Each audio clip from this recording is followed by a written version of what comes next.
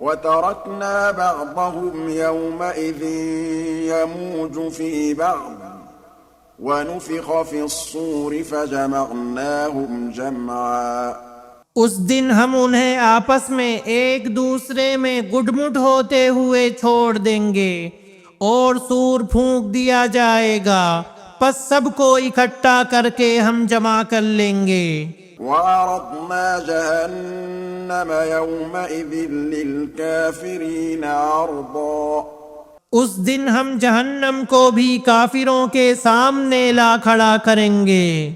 الذین كانت اعینهم فی غطاء عن ذکری وكانوا لا يستطيعون سمعا۔ جن کی آنکھیں میری یاد سے پردے میں تھیں اور امر حق سن بھی نہیں سکتے تھے۔ افحسب الذین کفروا ان يتخذوا عبادی من دونی اولیاء انا اعتدنا جہنم للکافرین نزلا۔ کیا کافر یہ خیال کیے بیٹھے ہیں کہ میرے سوا وہ میرے بندوں کو اپنا حمایتی بنا لیں گے؟ سنو، ہم نے تو ان کفار کی مہمانی کے لیے جہنم کو تیار کر رکھا ہے۔ قل هل ننبئكم بالاخسرین اعمالا۔ کہہ دیجئے کہ اگر تم کہو تو میں تمہیں بتا دوں کہ بے اعتبار اعمال سب سے زیادہ خسارے میں کون ہیں؟ الذین ضل سعیهم فی الحیاة الدنیا وهم یحسبون انہم یحسنون صنعا۔ وہ ہیں کہ جن کی دنیاوی زندگی کی تمام تر کوششیں بیکار ہو گئیں اور وہ اسی گمان میں رہے کہ وہ بہت اچھے کام کر رہے ہیں۔ اولئک الذین کفروا بآیات ربهم ولقائه فحبطت اعمالهم فلا نقیم لهم یوم القیامة وزنا۔ یہی وہ لوگ ہیں جنہوں نے اپنے پروردگار کی آیتوں اور اس کی ملاقات سے کفر کیا، اس لیے ان کے اعمال غارت ہو گئے، پس قیامت کے دن ہم ان کا کوئی وزن قائم نہ کریں گے۔ ذلك جزاؤهم جہنم بما كفروا واتخذوا آیاتی ورسلی ہزوا۔ حال یہ ہے کہ ان کا بدلہ جہنم ہے، کیونکہ انہوں نے کفر کیا اور میری آیتوں اور میرے رسولوں کو مذاق میں اڑایا۔ ان الذین آمنوا وعملوا الصالحات كانت لهم جنات الفردوس نزلا۔ جو لوگ ایمان لائے اور انہوں نے کام بھی اچھے کیے، یقیناً ان کے لیے الفردوس کے باغات کی مہمانی ہے۔ خالدین فیہا لا یبغون عنہا حولا۔ جہاں وہ ہمیشہ رہا کریں گے، جس جگہ کو بدلنے کا کبھی بھی ان کا ارادہ ہی نہ ہوگا۔ قل لو كان البحر مدادا لكلمات ربي لنفد البحر قبل أن تنفد كلمات ربي ولو جئنا بمثله مددا۔ کہہ دیجئے کہ اگر میرے پروردگار کی باتوں کے لکھنے کے لیے سمندر سیاہی بن جائے تو وہ بھی میرے رب کی باتوں کے ختم ہونے سے پہلے ہی ختم ہو جائے گا، گو ہم اسی جیسا اور بھی اس کی مدد میں لے آئیں۔ قل انما انا بشر مثلكم يوحى الي انما الهكم اله واحد۔ آپ کہہ دیجئے کہ میں تو تم جیسا ہی ایک انسان ہوں، ہاں میری جانب وحی کی جاتی ہے کہ سب کا معبود صرف ایک ہی معبود ہے۔ فمن كان يرجو لقاء ربه فليعمل عملا صالحا ولا يشرك بعبادة ربه أحدا۔ تو جسے بھی اپنے پروردگار سے ملنے کی آرزو ہو اسے چاہیے کہ نیک اعمال کرے اور اپنے پروردگار کی عبادت میں کسی کو بھی شریک نہ کرے۔ بسم اللہ الرحمن الرحیم۔ شروع کرتا ہوں اللہ تعالیٰ کے نام سے جو بڑا مہربان نہایت رحم والا ہے۔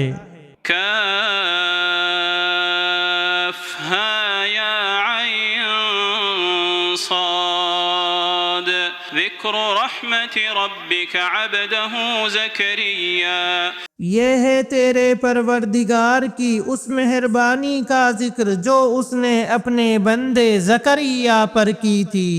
اذ نادى ربه نداء خفیا۔ جبکہ اس نے اپنے رب سے چپ کے دعا کی تھی۔ قال رب انی وهن العظم منی واشتعل الرأس شيبا ولم أكن بدعائك رب شقيا۔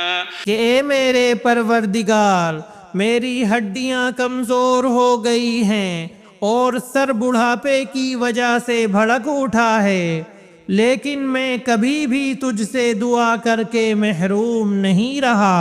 وإني خفت الموالي من ورائي وكانت امرأتي عاقرا فهب لي من لدنك وليا۔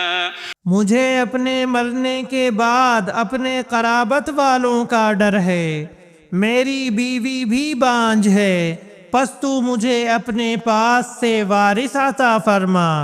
يرثني ويرث من آل يعقوب واجعله رب رضيا۔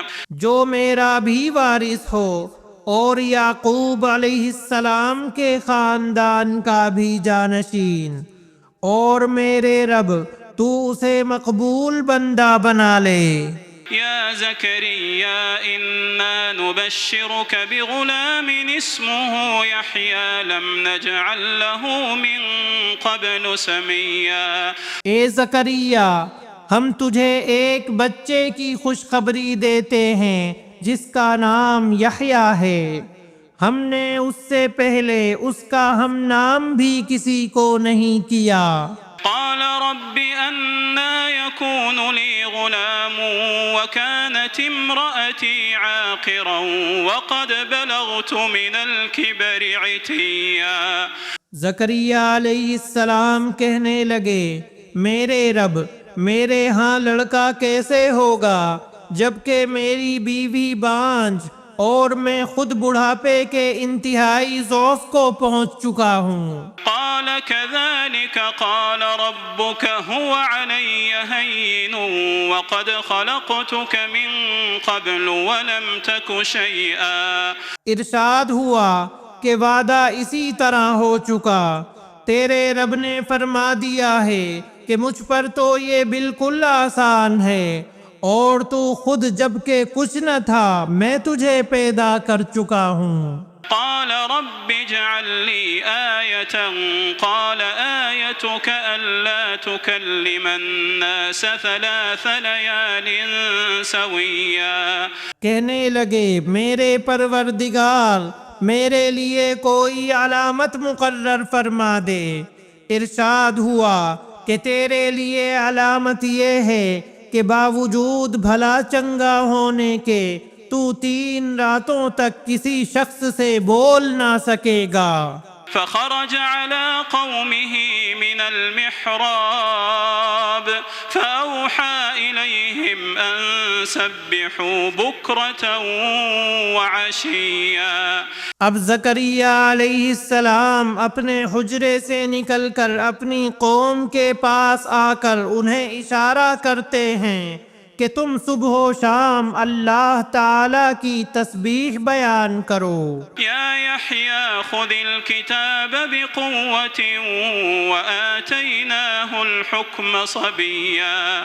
اے یحییٰ میری کتاب کو مضبوطی سے تھام لے، اور ہم نے اسے لڑکپن ہی سے دانائی عطا فرما دی۔ وحنانا من لدنا وزكاة وكان تقيا۔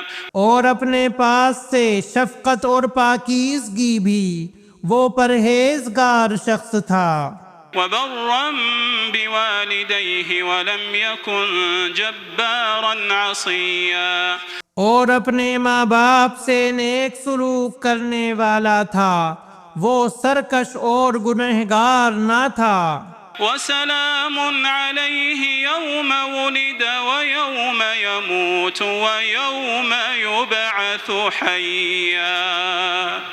اس پر سلام ہے جس دن وہ پیدا ہوا اور جس دن وہ مرے اور جس دن وہ زندہ کر کے اٹھایا جائے۔ واذكر في الكتاب مريم إذ انتبذت من أهلها مكانا شرقيا۔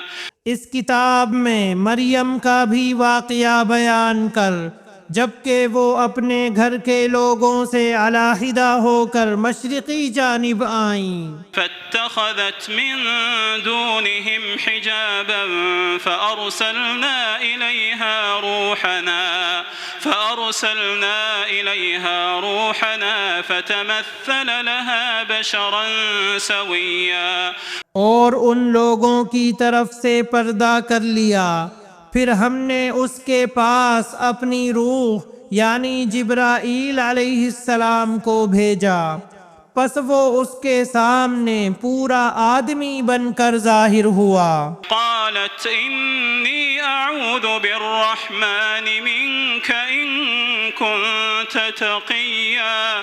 یہ کہنے لگیں میں تجھ سے رحمان کی پناہ مانگتی ہوں اگر تو کچھ بھی اللہ سے ڈرنے والا ہے۔ قال إنما أنا رسول ربك لأهب لك غلاما زكيا۔ اس نے جواب دیا کہ میں تو اللہ کا بھیجا ہوا قاصد ہوں، تجھے ایک پاکیزہ لڑکا دینے آیا ہوں۔ قالت أنا يكون لي غلام ولم يمسسني بشر ولم أك بغيا۔ کہنے لگیں بھلا میرے ہاں بچہ کیسے ہو سکتا ہے، مجھے تو کسی انسان کا ہاتھ تک نہیں لگا اور نہ میں بدکار ہوں۔ قال كذلك قال ربك هو علي هين ولنجعله آية للناس ورحمة منا وكان أمرا مقضيا۔ اس نے کہا بات تو یہی ہے، لیکن تیرے پروردگار کا ارشاد ہے کہ وہ مجھ پر بہت ہی آسان ہے، ہم تو اسے لوگوں کے لیے ایک نشانی بنا دیں گے اور اپنی خاص رحمت، یہ تو ایک طے شدہ بات ہے۔